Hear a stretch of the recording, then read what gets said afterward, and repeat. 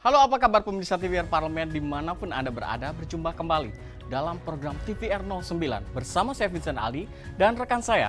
Saya Nazia Sudirja dan pemirsa dalam 30 menit ke depan kami akan sajikan kepada Anda sejumlah berita nasional khususnya dari sudut pandang DPR RI sebagai referensi Anda dalam memahami dinamika politik, hukum, ekonomi, sosial, dan budaya di Indonesia. Dan pemirsa TVR Parlemen, inilah TVR 09 selengkapnya.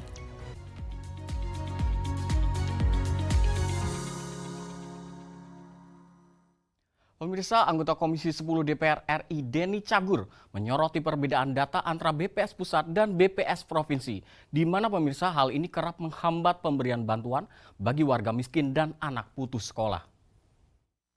Berdasarkan data BPS tahun 2024, jumlah penduduk miskin di Sumatera Selatan berjumlah 984.000 jiwa, di mana jumlah penduduk miskin tertinggi ada di Kota Palembang, yaitu 173.000 jiwa. Hal itu mengemuka saat Komisi 10 DPR RI dan Badan Pusat Statistik Provinsi Sumatera Selatan meninjau lokasi rumah warga yang tidak layak huni dan anak putus sekolah di Kecamatan Pemulutan, Kabupaten Ogan Ilir. Anggota Komisi 10 DPR RI Denny Cagur menyoroti perbedaan data antara BPS Pusat dan BPS Provinsi, di mana hal ini kerap menghambat pemberian bantuan bagi warga miskin dan anak putus sekolah. Untuk mengatasi hal ini, ia mendesak BPS segera memperbarui data agar bantuan bagi warga miskin dapat disalurkan tepat sasaran.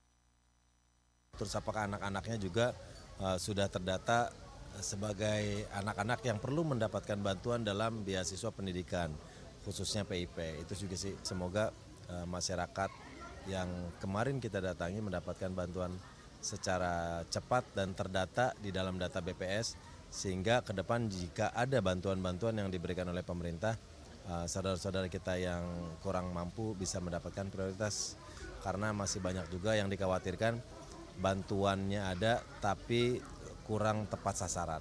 Itu sih yang menjadi PR kita agar kita bisa membenahi semuanya ke depan. Lebih lanjut, Denny Cagur mengharapkan partisipasi yang masif dari masyarakat dalam survei-survei yang dilakukan BPS demi menghasilkan database yang akurat, sehingga kedepannya data BPS dapat lebih diandalkan untuk menjadi pedoman dalam mengeluarkan kebijakan. Dari Sumatera Selatan, Adila Febianto, TVR Parlemen, melaporkan. Beralih ke berita selanjutnya, pemirsa, Wakil Ketua DPR RI Sufmi Dasko Ahmad menegaskan tidak ada rencana pemerintah memotong gaji ke-13 bagi aparatur sipil negara dalam rencana efisiensi anggaran, sebab gaji ke-13 dianggap sebagai kebutuhan penting bagi ASN. Pimpinan DPR RI menyampaikan tidak ada rencana pemerintah memotong gaji ke-13 bagi aparatur sipil negara meskipun saat ini sedang dilakukan efisiensi anggaran di berbagai kementerian dan lembaga. Wakil Ketua DPR RI Sufmi Dasko Ahmad menyatakan, efisiensi anggaran yang dilakukan pemerintah hanya mencakup beberapa sektor yang masih memungkinkan untuk dikurangi. Namun, gaji ke-13 dianggap sebagai kebutuhan penting bagi ASN sehingga pemerintah tetap akan mencairkannya. Sebenarnya memang tidak ada rencana pemotongan gaji ke-13 karena efisiensi yang dilakukan itu hanya untuk mencakup beberapa hal yang memang mesti diefisiensi dan sebenarnya tidak hal yang urgent untuk dianggarkan. Gitu. Kalau gaji 13 itu hal yang penting untuk dianggarkan. Selain memastikan gaji ke-13 ASN tetap aman, DPR RI telah berkomunikasi dengan pemerintah terkait pemotongan dan pemblokiran anggaran di sejumlah kementerian dan lembaga, termasuk IKN. Menurut Sufmi Dasko, beberapa kementerian dan lembaga tengah mengalami rekonstruksi anggaran. Diharapkan dalam waktu dekat, pemerintah akan mengevaluasi apakah rekonstruksi tersebut berdampak pada proyek IKN atau tidak. Saya juga sudah melakukan komunikasi dengan pihak eksekutif bahwa untuk anggaran IKN itu juga dengan beberapa kementerian lain sedang dilakukan rekonstruksi anggaran sehingga ada beberapa kementerian dan lembaga yang akan mengalami rekonstruksi. Apakah kemudian termasuk IKN, kita akan lihat nanti pekan depan. Zikri dan Denus, TVR Parlemen, melaporkan. Pemirsa, revisi peraturan DPR RI nomor 1 tahun 2020 tentang tata tertib telah disahkan dan aturan ini memungkinkan DPR untuk mengevaluasi pejabat negara yang telah ditetapkan melalui rapat paripurna. Kami hadirkan informasinya sesaat lagi, tetaplah di TVR 09.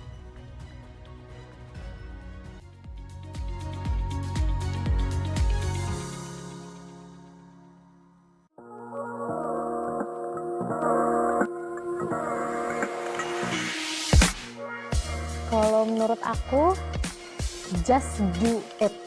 Lakukan aja, jangan takut. Emang dipikir aku nggak takut? Takut, tapi mau gimana? Kita tuh perlu jadi agent of change. Aku yakin nggak semua orang dapat kesempatan seperti aku. Oleh karena itu, aku sangat menyadari privilege aku dan aku plan untuk menggunakan privilege itu sebaik-baiknya.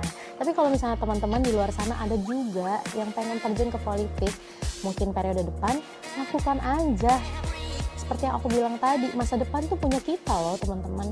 Oleh karena itu, mari kita jadi agent of change, agen perubahan untuk masa depan kita sendiri. Just do it.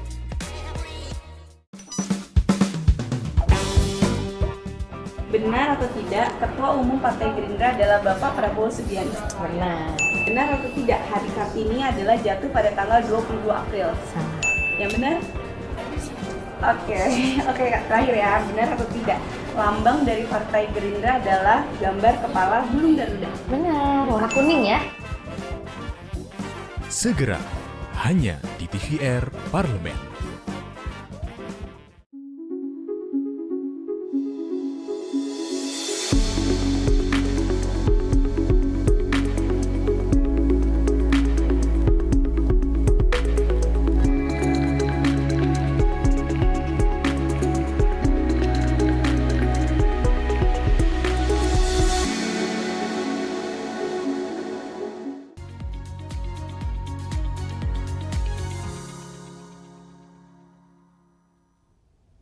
Anda kembali menyaksikan TVR 09. Anggota Badan Legislasi DPR RI, Firman Subagio menegaskan, revisi peraturan DPR RI nomor 1 tahun 2020 tentang tata tertib merupakan bentuk penguatan fungsi pengawasan DPR RI dan untuk menjaga keseimbangan kekuasaan antara lembaga negara.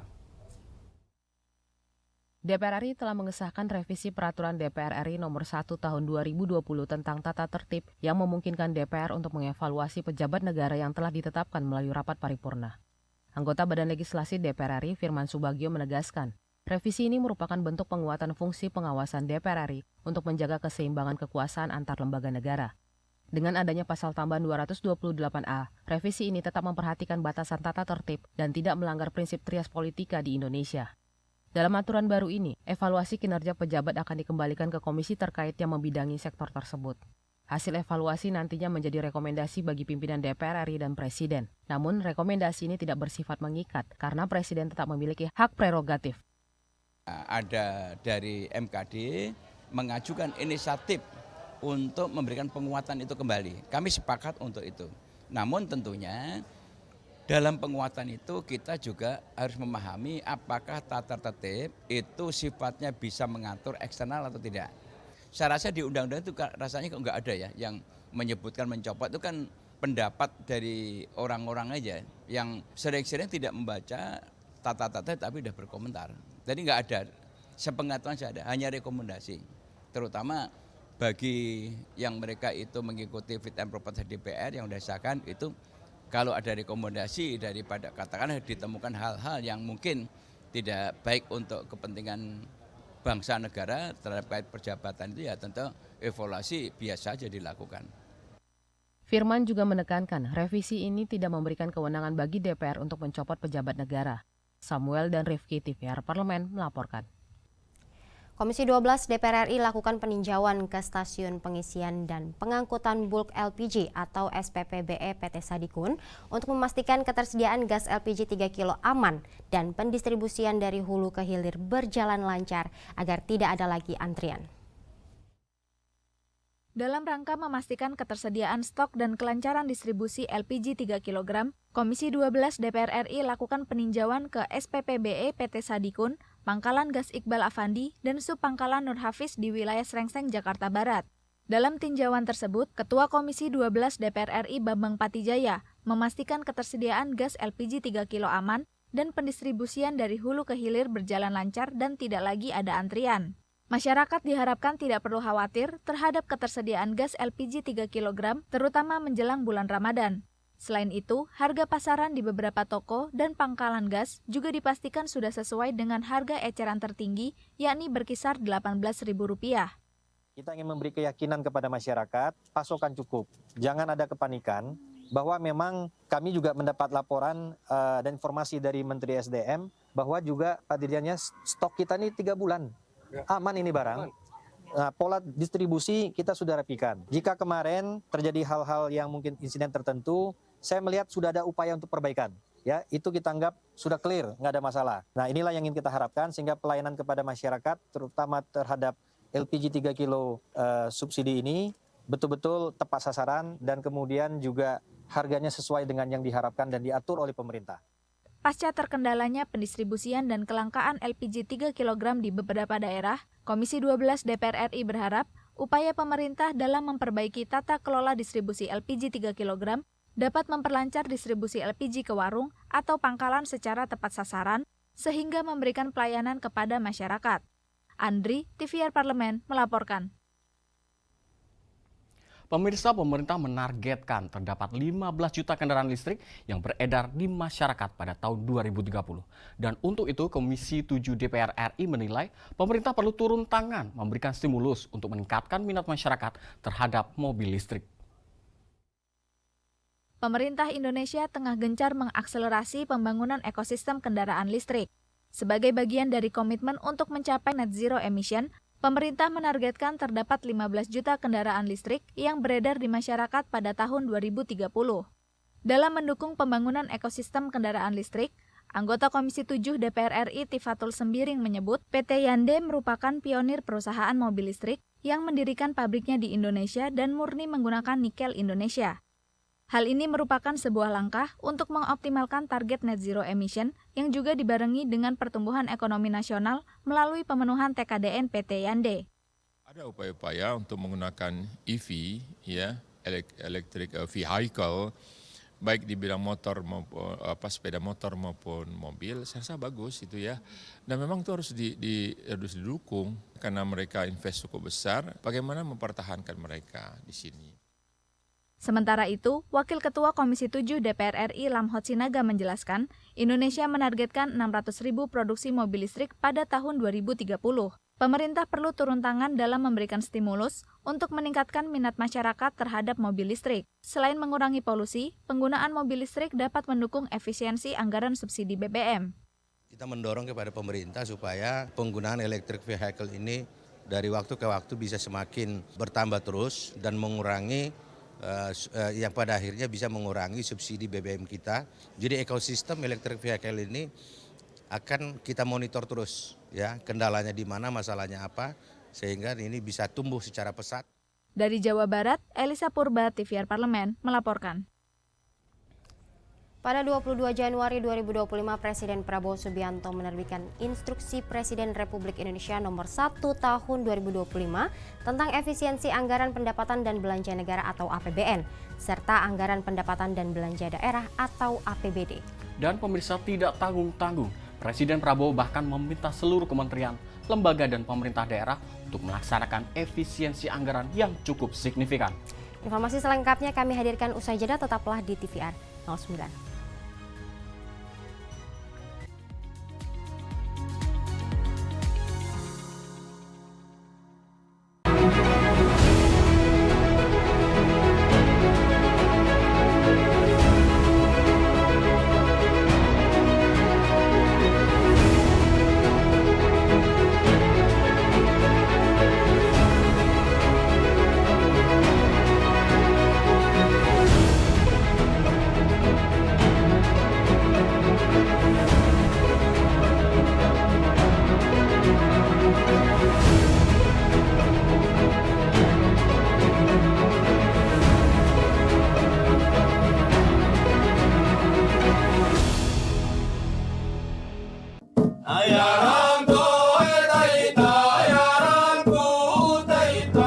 Segala hal ada di luar sana.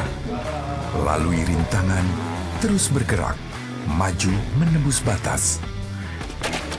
Jelajahi dan buktikan. Marilah kita memasuki acara ketiga rapat paripurna Dewan hari ini, yaitu pembicaraan tingkat 2 pengambilan keputusan atas rancangan undang-undang tentang perubahan kedua. Halo pemirsa TVR Parlemen, saat ini saya sedang berada di Desa Wairebo. Ketika aspirasi rakyat didengar, kami hadir sebagai media referensi Indonesia.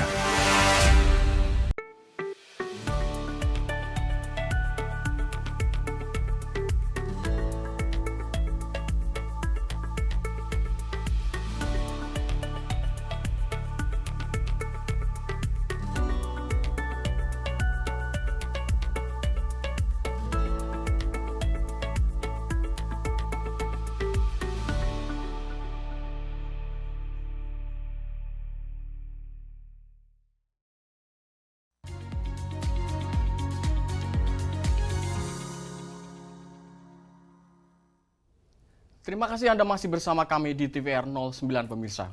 Pemirsa, Dewan Perwakilan Rakyat atau DPR RI sejatinya mendukung langkah efisiensi pemerintah. Dengan catatan efisiensi itu berdampak positif bagi masyarakat luas. Dan salah satu catatan DPR RI adalah jangan sampai efisiensi anggaran mengganggu program yang berdampak pada lingkup pendidikan dan meminta pemerintah meninjau ulang rencana efisiensi anggaran terhadap Badan Nasional Penanggulangan Bencana atau BNPB.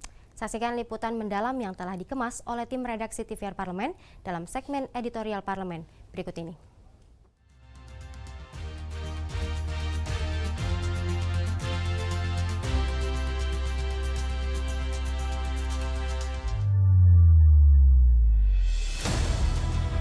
Pada bulan Januari 2025, Presiden Prabowo Subianto menerbitkan Instruksi Presiden Republik Indonesia Nomor 1 Tahun 2025.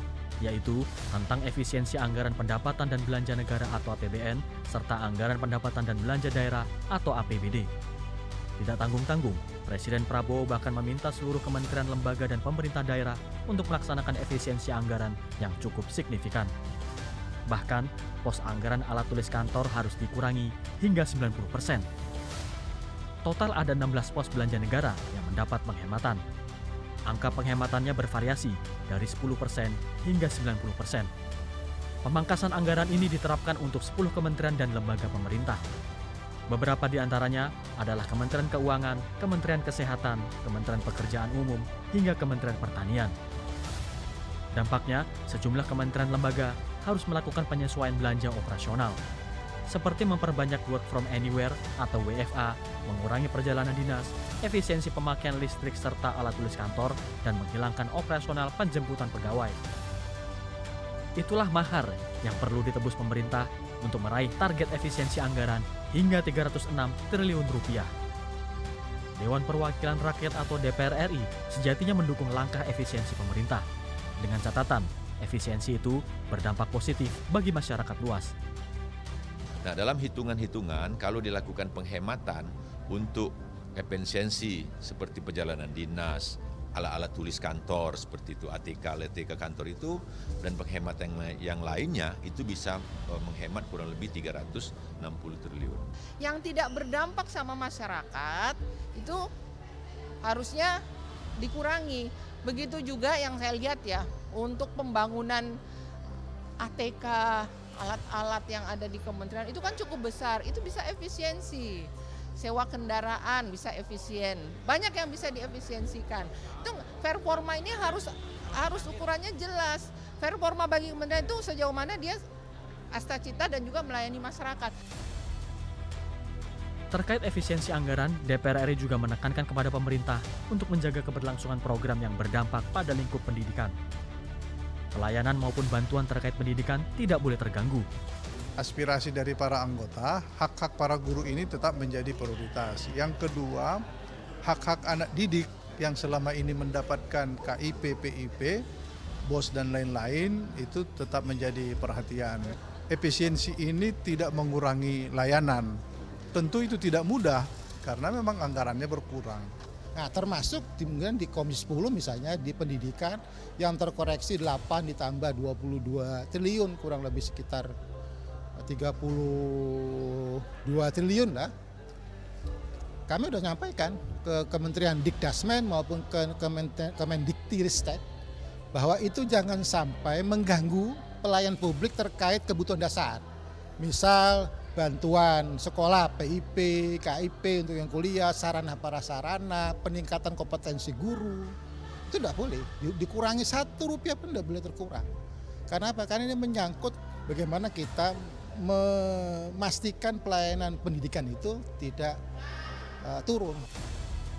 Di tengah potensi cuaca ekstrim dan bencana alam, pemerintah diminta untuk meninjau kembali efisiensi anggaran terhadap Badan Nasional Penanggulangan Bencana atau BNPB.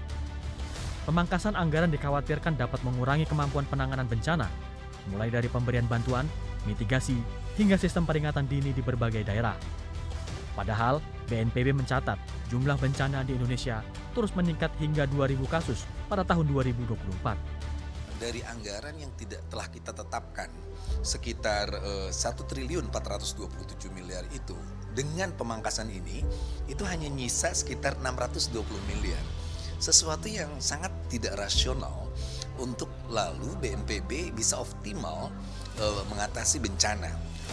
Penghematan anggaran atau mengurangi pembelanjaan yang tidak perlu pada dasarnya merupakan hal positif.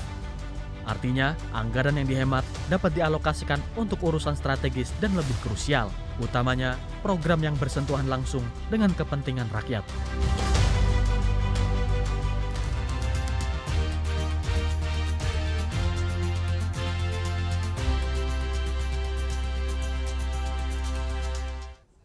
Terletak di kawasan wisata Georgetown Penang, tempat yang dulunya adalah garasi bus, kini menjelma menjadi pusat kreativitas yang luar biasa.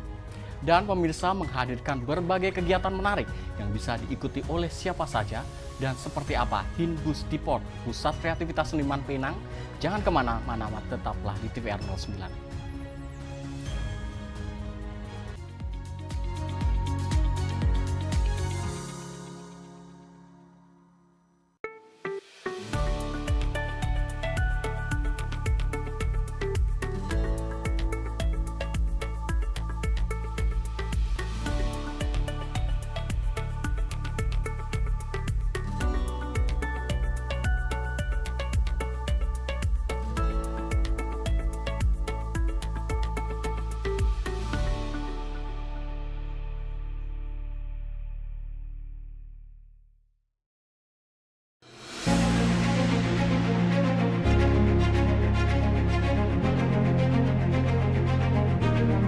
Pagar laut sepanjang 30,16 km ini tentu bukan proyek semalam. Ada sertifikat di atas laut.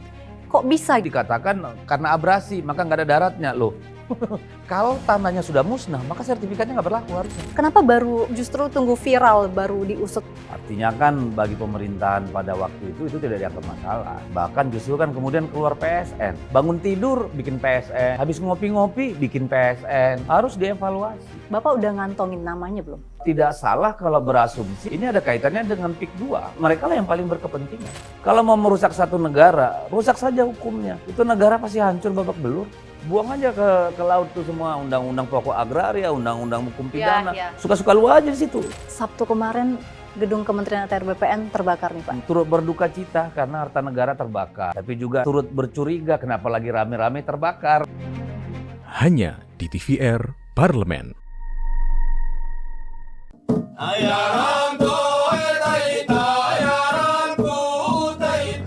Segala hal ada di luar sana.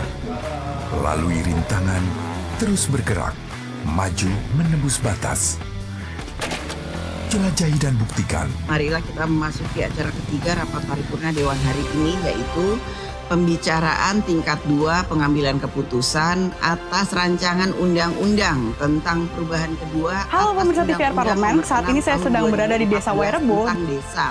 Ketika aspirasi rakyat didengar, kami hadir sebagai media referensi Indonesia.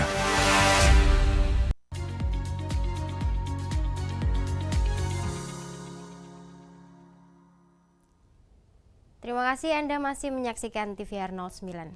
Pemirsa, berawal dari ide kreatif dari sekelompok seniman yang berada di Hinbus Depot disulap menjadi ruang publik yang multifungsi. Menjadi pusat kreatif yang terdiri dari restoran, kafe, dan galeri, Hinbus Depot menghadirkan berbagai karya seni menarik yang membawa kita untuk melihat dunia dari sudut pandang yang berbeda. Dan mari kita saksikan berbagai aktivitas seru di Hinbus Depot, pusat kreativitas seniman Penang. Pada segmen Intips, informasi dan tips berikut ini.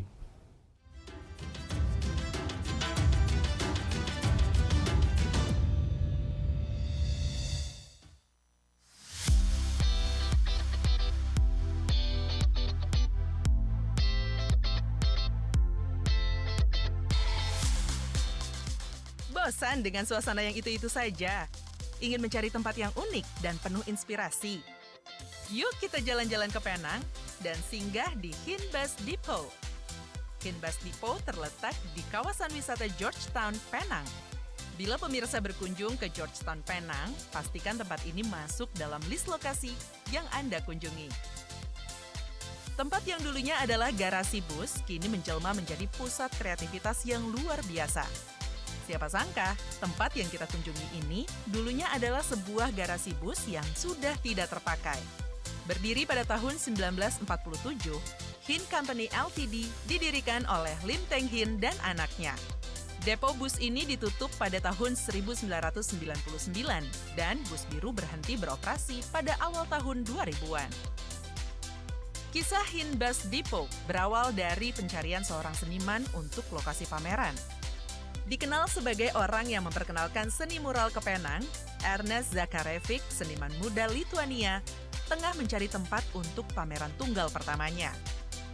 Setelah menolak berbagai tempat, pencariannya berhenti pada Hin Bus Depot yang kumuh dan terbengkalai. Berkat ide kreatif dari sekelompok seniman dan pengusaha lokal, tempat ini disulap menjadi ruang publik yang multifungsi. Saat ini, Hin Bus Depot telah menjadi pusat kreatif yang terdiri dari restoran, kafe, dan galeri. Hin Bus Depot selalu menghadirkan kegiatan-kegiatan menarik yang bisa diikuti oleh siapa saja. Mulai dari pasar kreatif yang menjual berbagai produk handmade, workshop seni untuk mengasah kreativitas, hingga pertunjukan musik yang meriah. Setiap minggunya akan ada bazar galeri yang berbeda dan aktivitas seru bersama keluarga, pasangan, maupun teman. Dijamin pemirsa tidak akan bosan berkunjung ke tempat ini. Di sini, dinding-dinding menjadi kanvas bagi para seniman untuk mengekspresikan diri. Dari lukisan abstrak yang penuh warna hingga instalasi seni kontemporer yang menantang persepsi. Setiap karya memiliki cerita dan makna tersendiri. Contohnya, mural raksasa ini, karya seni yang begitu hidup dan penuh pesan.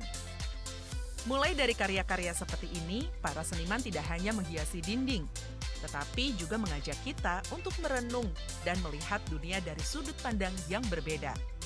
Tak hanya lukisan, di tempat ini pemirsa juga dapat melihat miniatur lokasi-lokasi bersejarah di Penang.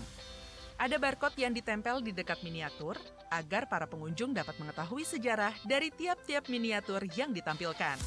Setelah melihat berbagai karya seni yang menarik, pemirsa juga dapat menikmati berbagai bazar kuliner yang ada di sini. Terdapat berbagai makanan dan minuman segar dari berbagai negara yang dapat memanjakan lidah pemirsa. Untuk masuk ke sini, pemirsa tidak perlu membayar tiket masuk loh, alias gratis. Hin Bus Depot buka setiap Sabtu dan Minggu, di jam 10 pagi hingga jam 10 malam waktu setempat. Kalau ke Penang, jangan lupa singgah ke tempat ini ya pemirsa.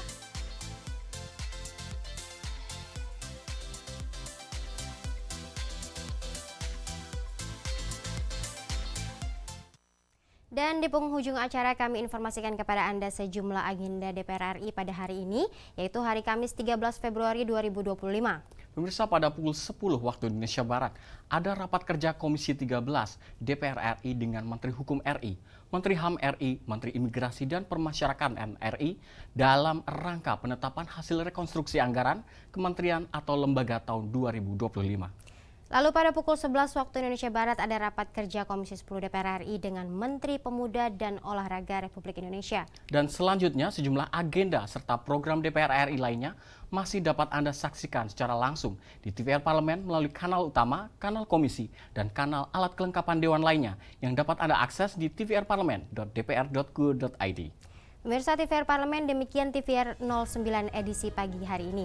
Segenap kru TVR Parlemen yang bertugas mengucapkan terima kasih telah menyaksikan TVR 09 pagi ini. Saya Nazia Sudirja dan rekan saya Vincent Aldi. Sampai jumpa di TVR 09 selanjutnya. TVR Parlemen, Referensi Indonesia.